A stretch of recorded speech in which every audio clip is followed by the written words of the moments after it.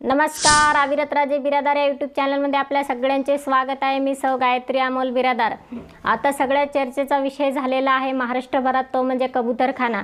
आता हा विशेष पाहता कबूतरखाना की कैदखाना याचा विचार होणे अतिशय महत्त्वाचे आहे। आता आपल्याकडे अशा बरेच समूह आहेत, बरेच लोक आहेत किंवा बरेच फॅमिली आहेत की त्यांना वाटतं कबूतरांना खायला टाकलं म्हणजे अनेक आपण अंधविश्वासामधले ऐकत असतो की घरामध्ये लक्ष्मी आणि पैसा लवकर यावा असं वाटत असेल तर मग कबूतरांना खायला टाका।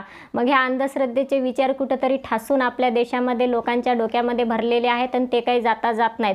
मग ते कबूतरांना अन्नधान्य खायला नेतात। एकीकडे सांगतात की आपल्याला नाही प्राणी पशु पक्षी हे याच्यावर दया केली पाहिजे, प्राण्यांवर पक्ष्यांवर दया केली पाहिजे म्हणून त्यांना खायला दिलं पाहिजे।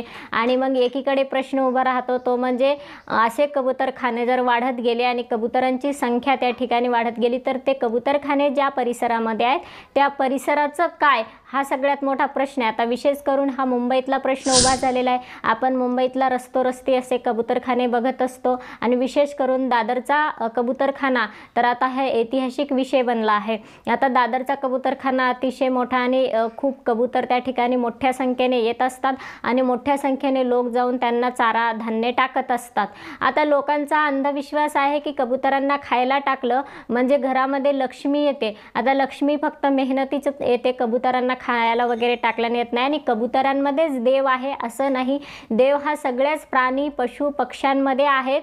प्राणी पशु पक्ष्यांचं आणि आपलं नातं हे अतिशय सोयीरपणाचं नातं आहे। जगद्गुरु तुकोबारायांनी तेव्हाच सांगितलं, वृक्षवल्ली आम्हा सोयरे पक्षी सुसोरे आळविती। मग पक्षीसुद्धा वृक्षांप्रमाणेच आपले सोयरे आहेत, म्हणजे आपले नातलग आहेत आणि त्याची काळजी करणं आपलं कर्तव्य आहेच, त्यांना खायला वगैरे देणं सगळं। पण आता प्रश्न हा झालाय निर्माण की कबूतरखाना म्हणजे कबूतरांना एक सुरक्षित ठिकाण झालेलं आहे आणि अन्न मिळवण्यासाठी अतिशय सुरक्षित ठिकाण झालेलं आहे। पण खरंच कबूतरांना ते सुरक्षित ठिकाण आहे का? आणि संत महात्म्यांनी सांगितल्याप्रमाणे कबूतरखान्याची निर्मिती आहे का? तर नाही। संत महात्मे काय वर्णन करतात की वृक्षवल्ली आम्हा स्वैरे पक्षीही सुसोरे आळविती। मग आता पक्षी आणि वृक्ष यांचं नातं जास्त जवळचं आहे आणि पक्षी आणि वृक्षांसोबत आपलं नातं पुन्हा जवळीकतेचं दाखवतं। मग पक्ष्यांचे घरटे हे वृक्षांवरच असतात शक्यतो। पक्षी मानवी वस्तींमध्ये घरटे येऊन करत नाही, उलट माणसांपासून सुरक्षित असावेत पिल्ले म्हणून पक्षी वृक्षांवर घरटे बांधतात। मग पक्ष्यांसाठी जर सुरक्षित ठिकाण असेल तर ते असे वेगवेगळे खाणे तयार करणं मानवी वस्तीमध्ये कबूतरखान्यांसारखे वेगळे ठिकाणं तयार करणे हे पक्ष्यांसाठी सुरक्षित ठिकाण नाहीच, हे माणसांचा एक काहीतरी गैरसमज आहे।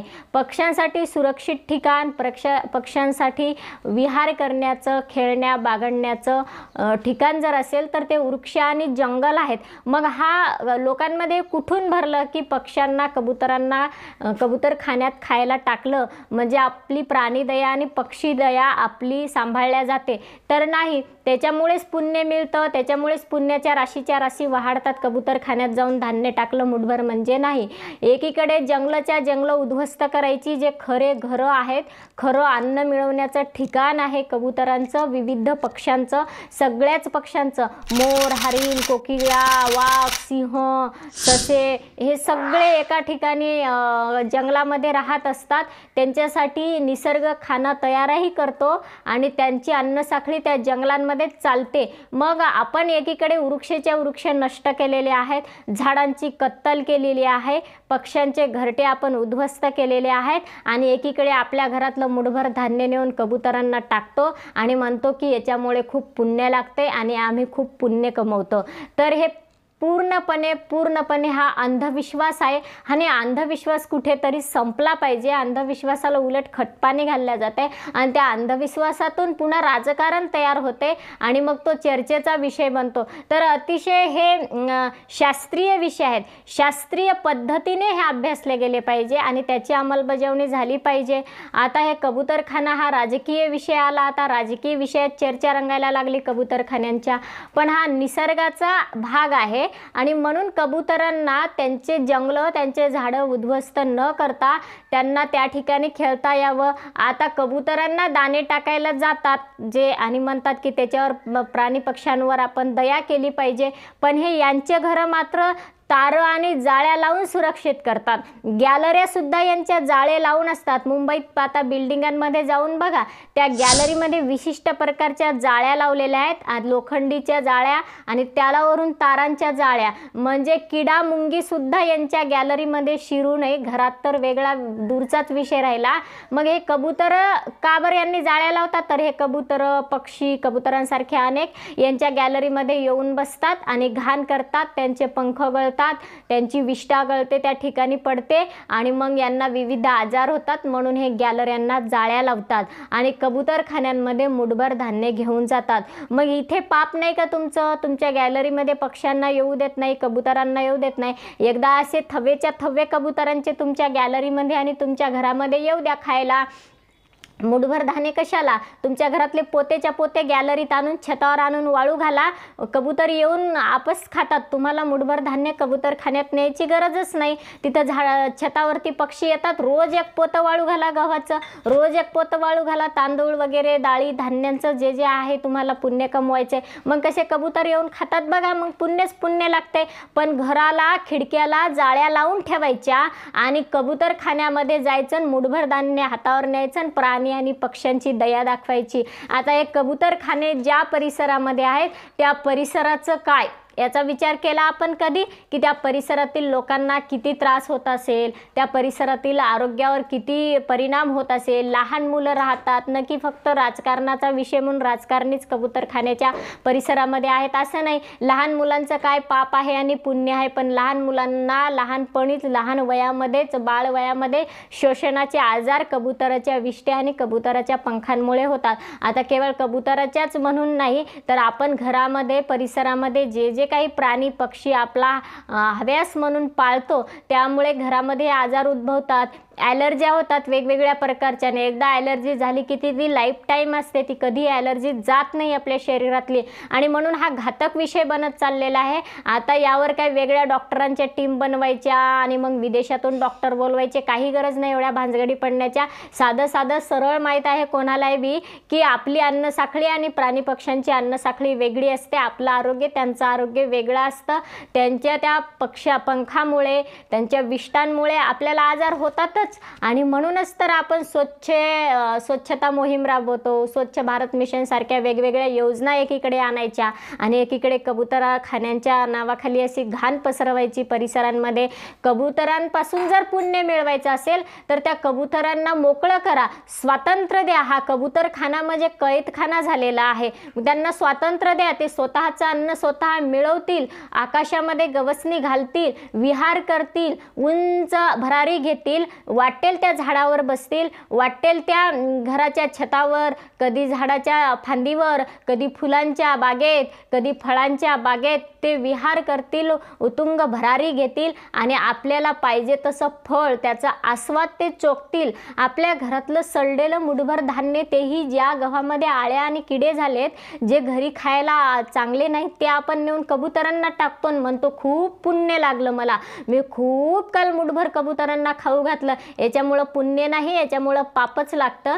पुण्य तर त्याच्यामुळं ते स्वतंत्र आहेत. त्यांना कशाला बंदीखान्यात ठेवतात? तो कबूतरखाना नाही, तो बंदीखाना आहे. आणि त्यांना उतुंग भरारी घेण्यासाठी, उंच आकाशात उडण्यासाठी स्वातंत्र्य द्या. ते जातील, स्वतःचं अन्न स्वतः मिळवतील, वाटेल त्या झाडावर बसून आपली विहार पूर्ण करतील आणि आपल्या घरट्यांमध्ये परत येतील. सगळ्या प्राणी पक्ष्यांचं असंच आहे. आपण माणसाने काळजी करण्याची गरज नाही प्राणी पक्ष्यांची. त्यांना ईश्वराने वरदान दिलेलं आहे. ते स्वतःची काळजी स्वतः करू शकतात, स्वतःचं अन्न स्वतः मिळवू शकतात, वाटेल तिथे विहार करू शकतात. आपल्यासारखं त्यांना वाहनांची गरज नाही, 4 चाकी, 2 चाकी, 6 चाकीची गरज नाही की त्याच्यामध्ये बसायचं, मग जायचं, आवाढव्य खर्च करायचा, वेगवेगळे परफ्यूम मारायचे गाडीमध्ये आणि मग फिरायचं. आणि त्यांना काही गरज नाही. ते वाटेल तेव्हा उंच भरारी घेऊ शकतात, या गावातून त्या गावामध्ये जाऊ शकतात, त्या गावातून त्या गावामध्ये जाऊ शकतात. कुठं झाडं नसतील, कुठं असतील परिसर पाहू शकतात, बसू शकतात, खेळू शकतात. उंच यांचं भरारी घेऊ शकतात। माणसांनी यांच्यामध्ये पडू नका। हा माणसांचा हव्यास आहे, कुठंतरी जाळ्या लावायच्या, कबुतरांना बोलवायचं। आपल्या परिसरामध्ये पहा, आपल्या घराच्या समोर एखादी बिल्डिंग असेल, आता आमच्याच घराच्या समोर एक बिल्डिंग होती 4 मजली आणि त्या ठिकाणी कबूतर येऊन बसायचे। अक्षरशः कुणीही त्या घरामध्ये राहायला येत नव्हतं। मोठीच्या मोठी बिल्डिंग सगळी वाया गेली होती, अक्षरशः नासधूस झाला होता त्या बिल्डिंगचा कबुतरांच्या त्या राहण्यामुळे। आता आपण जंगल नष्ट करायलो, तिथे घरं बांधायलो आणि म्हणायलो की कबुतरांना खायला टाकायचं, पुण्य लागायचं। तर हा सगळा अंधश्रद्धेचा विषय, याच्यामध्ये काही तथ्य नाही। आरोग्य आणि प्राणी पक्ष्यांचं जीवन ह्या दोन्ही गोष्टींचा समन्वय आपल्याला साधता आला पाहिजे, न की प्रत्येक गोष्टीतच राजकारण करायचं, प्रत्येकच गोष्टीत राजकारण करायचं। असं जर असतं तर साधू संतांनी तेव्हाच सांगितलं असतं की आपल्या प्रत्येक गल्लीमध्ये असे कबूतरखाने तयार करा, कोंबड्यांचे खाने तयार करा, वाघाचे खाने तयार करा।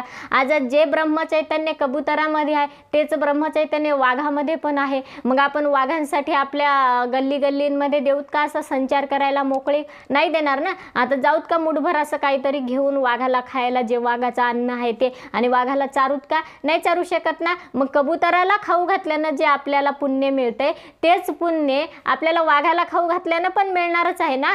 पण एकीकडे वाघ अन्न म्हणून तडपडायलेत ना, का आपण त्यांचे जंगल नष्ट करायला, प्राणी पक्ष्यांना मारायलोत आणि इकडे कबुतरांना मुठभर धान्य खाऊ घालायलोत। कुठलंच पुण्य नाही। जर काही लोकांना श्वसनाचे आजार झाले आणि अनेक वेळा श्वसनाच्या आजाराने डॉक्टरच्या हे आजार हातात सुद्धा लागत नाहीत, अनेक रुग्णांचा तडफडून मृत्यू होतो, मग तुमच्या कबुतराच्या लाडामुळे तुम्ही कबुतरांना मुठभर धान्य खायला घालता यावं म्हणून कबुतरखान्यांमुळे जर कुणाच्या आरोग्यावर परिणाम होऊन त्या लोकांचा मृत्यू होत असेल तर तुमच्या मुठभर धान्यामुळे तुम्हाला किती पुण्य लागलं? हा विषय मोठा आहे की नाही? मग पापच लागेल ना कुणाचे बळी चालले असतील तर। कारण त्या व्यक्तीला श्वसनाचा आजार झाल्यानंतर किती त्रास होतो, न की फक्त श्वसनाचेच आजार होतात, अन्ननलिकेचे, श्वसन नलिकेचे अनेक आजार त्या ठिकाणी होऊ शकतात। सूज येऊ शकते घशामध्ये, त्यानंतर ॲलर्ज्या तर इतक्या प्रकारच्या होतात प्राणी पक्ष्यांच्या केसांमुळे। आपण पाहतो घरामध्ये सुद्धा, घरात कुत्रा पाळल्यानंतर घरामध्ये किती केस पडतात आणि लगेच कुणाला त्या घरामध्ये ॲलर्जी झालेला आपल्या स्पष्ट रिपोर्ट येतो समोर। आणि म्हणून हे असं, आता ते कुत्र्यांचा विषय तर खूप मोठा बनलेला आहे, त्याच्यावरती आपण सविस्तर चर्चा करूच। पण ह्या प्राणी पक्षी आणि प्राण्यांच्या केसांमुळे भयंकर प्रकारचे ॲलर्जी आणि आजार आपल्याला होतात, हे लक्षात घेतलं पाहिजे। आणि ते कबूतरखाने नष्ट करून पक्ष्यांना उंच विहार करायला, स्वच्छंद बागडायला मोकळीक आपण दिली पाहिजे, खरं स्वातंत्र्य आपण दिलं पाहिजे। म्हणून राष्ट्रसंत तुकडोजी महाराज म्हणतात की पिंजऱ्यातल्या पोपटापेक्षा बोराटीच्या काटेवर बसून स्वच्छंद नाचणारा मोर अधिक खुलून दिसतो। म्हणून तुमच्या कबूतरखान्यांपेक्षा, कबुतरांना कैद करण्यापेक्षा स्वच्छंद झाडावर भरारी घेणारे कबुतरे अधिक शोभून दिसतील, असं साधू संतांचं म्हणणं आहे। तर हे कबूतरखाने बंद व्हावेत आणि पक्ष्यांना आपलं स्वतंत्रपणे विहार करता यावा, यावर तुमचं मत काय? नक्कीच तुम्ही कमेंटमध्ये प्रतिक्रिया द्या, आपलं मत कळवा। प्राणी पक्ष्यांची दया आपल्याला साधू संतांनी शिकवले आणि त्याच पद्धतीने असावं असं आपल्यास वाटतं का? नक्कीच व्हिडिओला लाईक करा, कमेंट करा आणि शेअर करून हाईप करायला सुद्धा विसरू नका। जय हिंद, जय महाराष्ट्र, जय भारत।